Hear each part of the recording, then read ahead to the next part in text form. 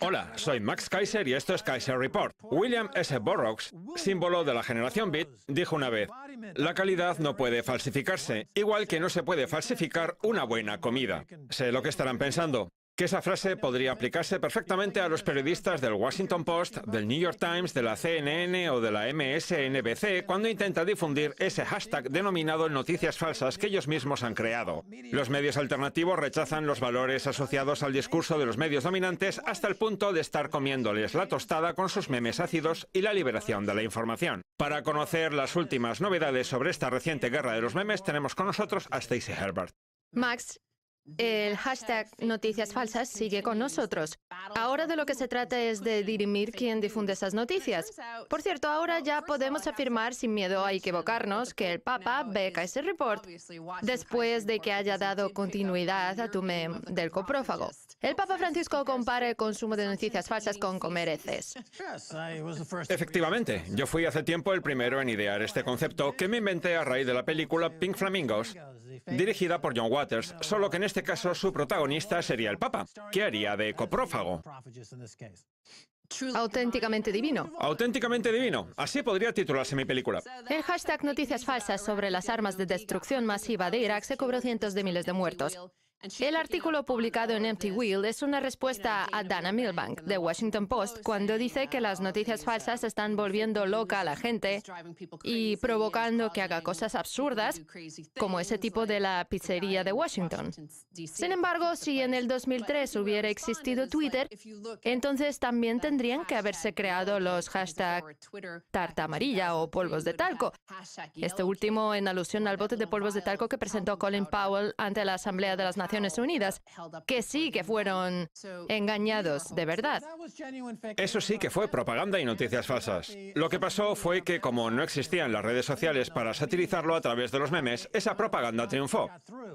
Sin embargo, ahora los particulares y los medios pequeños son capaces de hacer oír su voz en las redes sociales, incluso a través de los memes, desafiando a los grandes medios dominantes que, a pesar de estar mucho más asentados, se han echado a temblar y lo están pasando fatal, incluso agonizando.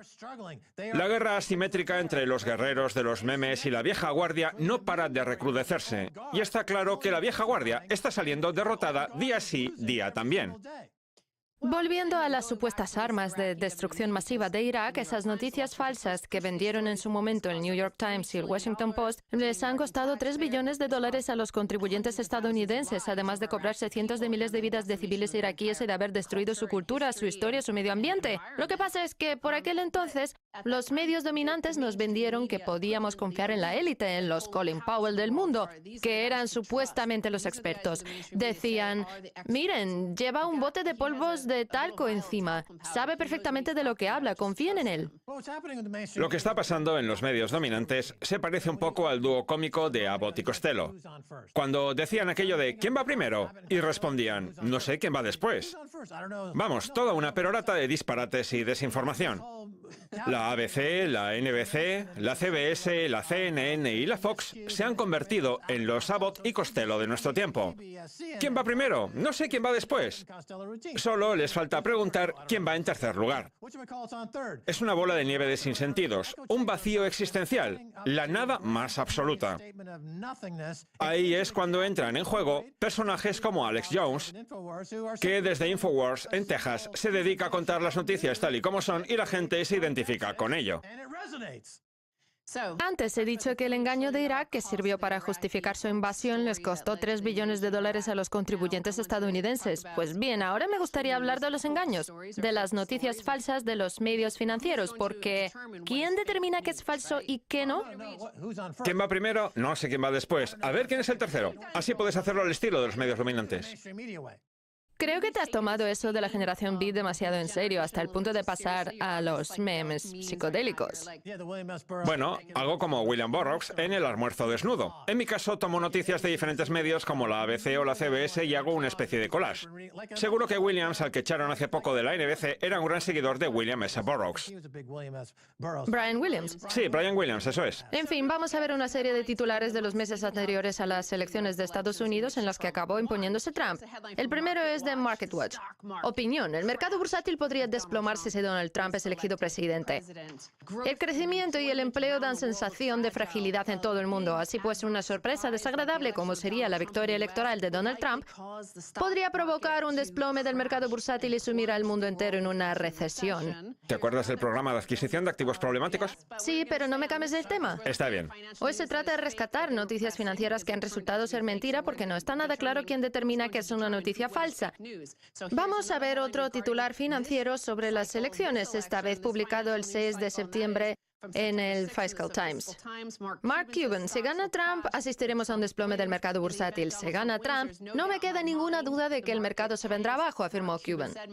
Recordemos que Mark Cuban es supuestamente un experto que sabe mucho, no un friki de Internet, como los llaman de Infowars, de Zero Hedge, de Liberty Blitzkrieg o de offtominds.com o cualquiera de nuestros invitados al programa. De hecho, Cuban declaró que si ganara Trump, cubriría más del 100% de su posición financiera. Esos fueron los titulares que los medios financieros les vendieron a los inversores de todo el mundo. Vamos a ver ahora los titulares de después de la victoria de Trump. En este caso, de Bloomberg. La generosidad de la tendencia alcista registrada en el mercado bursátil tras la victoria de Trump añade más de $1 billón y hace disminuir las acciones que cotizan a la baja. Donald Trump está consiguiendo con las acciones estadounidenses que cotizan a la baja lo que 7 años de estímulos económicos apenas lograron: acabar con ellas. Por el momento, los últimos 2 años de parálisis que venía registrando el mercado bursátil parecen haber llegado a su fin. De hecho, desde la jornada electoral, el valor total de las acciones ha aumentado en más de $1 billón y el promedio industrial Dow Jones roza ya los 20.000 puntos.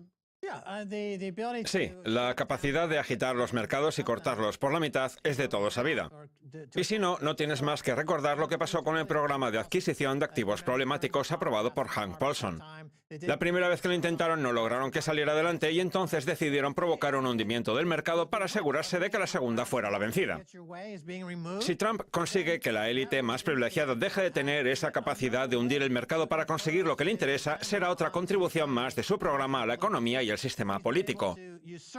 Si ha podido acabar con la capacidad de realizar ataques coordinados que siembran el pánico entre la población para obligarla a votar en contra de su propio interés, si ha sabido impulsar este frenesí del mercado bursátil, cosa que me ha sorprendido gratamente, y si puede recuperar la grandeza de Estados Unidos como ha prometido, algo que me recuerda mucho a Ronald Reagan, aunque la comparación no sea del todo pertinente por razones obvias, añadiendo cientos de miles de millones de dólares o incluso billones al mercado bursátil, entonces está claro que la recuperación es posible.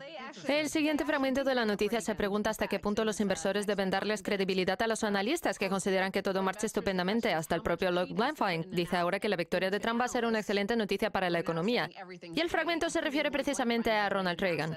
La pregunta que se plantea es hasta qué punto hay que darles credibilidad a los analistas, cuya futilidad a la hora de vaticinar la influencia de Trump en la evolución del mercado bursátil solo puede compararse con la inexactitud de los sondeos electorales antes de su victoria. Trump no solo no ha sido el desastre que muchos presagiaban, sino que la tendencia alcista que se ha registrado en los mercados desde que se impusiera Hillary es la más importante tras la llegada de un nuevo presidente desde Donald Reagan. En Wall Street existe un viejo axioma que dice que el precio precede a la noticia. O sea, que el precio tiende a reflejar lo que sucede entre bambalinas. Los participantes más informados actúan en una u otra dirección y eso se refleja en los precios hasta que por fin se descubre lo que pasa. Vamos, que la noticia sale a la luz una vez que el precio ya ha cambiado. Pues bien, yo soy de la opinión de que los precios ficticios preceden a las noticias falsas que tratan precisamente sobre esos precios ficticios. En los últimos años hemos conocido distintos casos de manipulación del mercado y de sus precios. Hemos tenido comportamientos escandalosos en el mercado de los metales preciosos, en el LIBOR, en el mercado de divisas. Hasta el gobierno publica unos datos de desempleo que no son exactos y que incluso podrían considerarse falsos. Eso es lo que ha llevado a lo que ahora se han venido venido a llamar noticias falsas. Si queremos noticias de verdad, entonces los precios y el dinero también han de ser reales. Esta misma semana nos hemos enterado de la flagrante manipulación que está teniendo lugar en el mercado de la plata. ¿Está pensando hablar del tema en el próximo episodio? Sí, así aportaremos más pruebas. El caso es que para tener integridad en la actividad económica, que es algo fundamental, la suma del trabajo de la gente ha de reflejarse en unos precios justos y un mecanismo de descubrimiento de precios adecuado. Si metemos en un mismo saco el comercio de alta frecuencia, que es posible gracias al avance de la tecnología, las operaciones con algoritmos y los precios falsos, todo eso acaba llegando a los lectores de las noticias falsas que llevan a cabo una serie de operaciones bursátiles para generar una corriente de precios que pueda considerarse real, cuando esos precios en realidad son ficticios y acaban traduciéndose en noticias falsas. Sí, creo que también hay un dicho en Wall Street que dice algo así como que las opiniones suelen estar equivocadas, pero los mercados no, ¿es así? Algo así. Algo así. Pues la realidad es que muchos de los que catalogan una noticia como falsa en realidad lo hacen porque la noticia no les gusta. Las opiniones se vierten en relación con unos hechos. Por ejemplo, ante un hecho como que el Dow Jones va a superar pronto la barrera de los 20.000 puntos, se puede opinar sobre si ese acontecimiento es bueno o malo. Algunos medios la considerarán positiva y otros negativa. Algunos generadores de opinión defenderán que el acuerdo con Carrier es bueno, mientras que otros argumentarán que es malo. El problema es que da la sensación de que a algunos medios estadounidenses no les gustan según qué opiniones. Inmediatamente las tildan de noticias falsas. De hecho, les encantaría taparles la boca a los que opinan así. Creo que tienes razón. Lo que me sorprende es que hayan podido llegar al parque y poner en marcha un gran programa de compras tras la llegada de Trump a la presidencia. Me da la sensación de que se está demostrando que hasta cierto punto tengo razón en tener la opinión que tengo sobre Trump. Si Estados Unidos, su Constitución y su Carta de Derechos son lo suficientemente sólidos, y si los padres fundadores eran los genios que siempre se nos ha hecho creer, entonces un hombre de negocios como Trump puede llegar a la presidencia sin la ayuda de nadie y trabajar por el pueblo. Estoy convencido de que su prioridad es defender los intereses de los estadounidenses. Podría decirse que está haciendo un servicio público. De acuerdo, vamos a ver ahora lo equivocadas que puedan estar la opinión generalizada y la Cámara de Eco que la difunde respecto a las noticias financieras. Lo que no nos esperábamos era la velocidad y la magnitud de la operación Trump, escribía Doug Ramsey, responsable de inversión de Leopold Group, en una nota publicada el pasado miércoles. La esperanza generalizada que también compartimos nosotros es que la reforma fiscal y la disminución de la regulación fortalezcan e incluso aviven la recuperación económica que ya se inició hace tiempo. Según la opinión generalizada, Trump iba a ser malo para los mercados. Sin embargo, la realidad ha demostrado que la opinión de esos supuestos expertos estaba equivocada. Porque, ¿quiénes son esos inversores en esos mercados que ahora no dejan de subir? Se mire como se mire, la valoración que tenemos actualmente en el mercado es histórica. Sí. Tanto los múltiplos de la relación precio-beneficio como los de la relación precio-ventas. Está todo sobrevalorado. Sí. Yo estoy convencido de que vamos a tener mucha volatilidad y de que la estrategia de Warren Buffett de dedicarse a comprar acciones y quedárselas durante 20 o 30 años seguramente sea la mejor de todas. En fin, dicho eso, en la segunda parte contaremos con la presencia nada más y nada menos que de Alex Jones, el guerrero de los memes y la información. No se lo pierdan.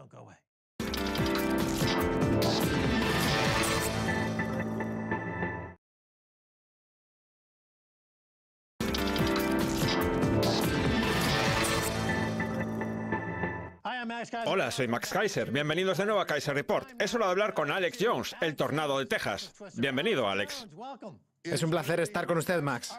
Muy bien. David Korn, de Mother Jones, escribió un tuit que decía: Trump es el presidente de InfoWars.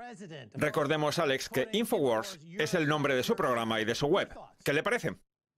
Esta es una de las pocas veces en que un medio dominante, esos medios del Paleolítico que se dedican a difundir noticias falsas, tiene razón. Aunque si me atribuyen gran parte del mérito de la victoria de Trump, es para hacerle daño a él, porque a mí me consideran un radical, cuando la realidad es que Trump ha sabido conectar con el populismo con el que también conecta InfoWars.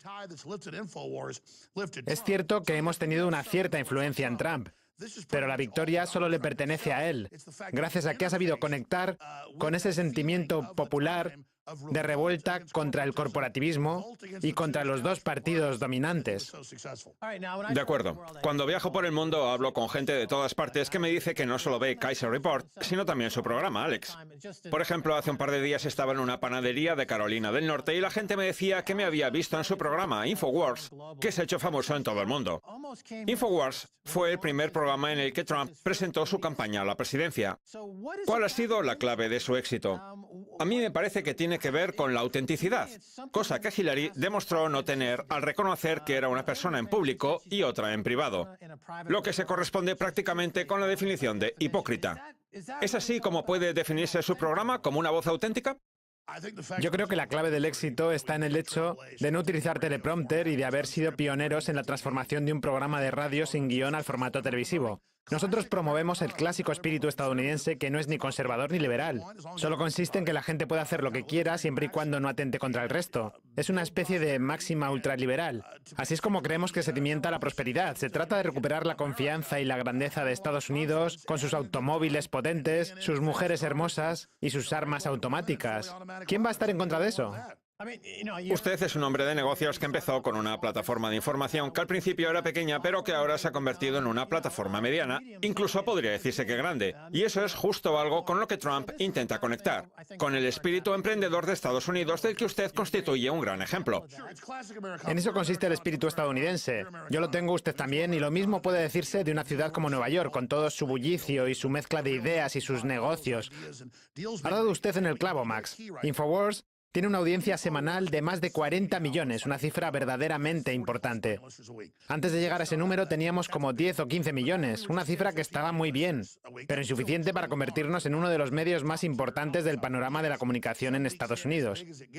Y ahora, aunque nuestra audiencia media es de 40 millones, hay semanas que tenemos picos de hasta 80. Eso es lo que le ha llamado la atención a la gente, que se pregunta, ¿qué tendrán estos para tener tanta audiencia?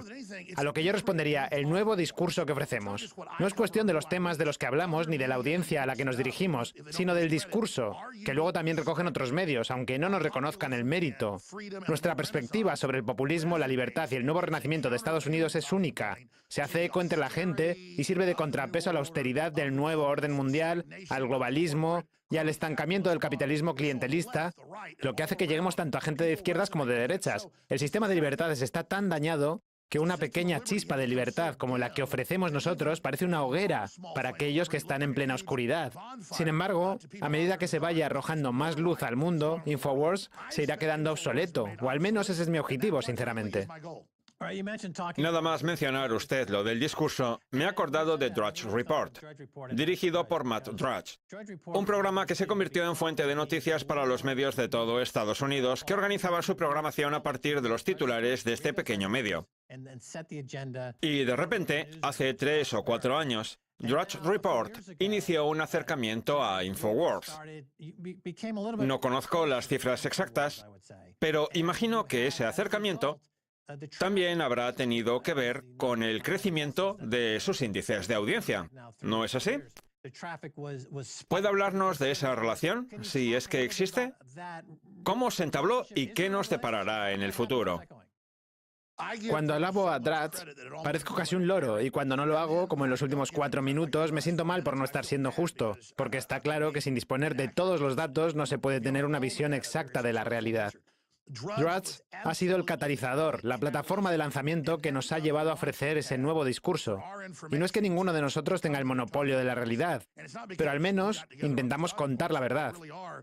Por ejemplo, nosotros decimos que el programa Obamacare ha supuesto un incremento de los costos sanitarios, mientras que el resto de los medios defiende lo contrario. Pues bien, ¿qué hacemos nosotros? Subir las facturas a la web, mostrando la parte que recoge las sanciones de la Hacienda estadounidense, cosa que los medios aseguran que no es verdad.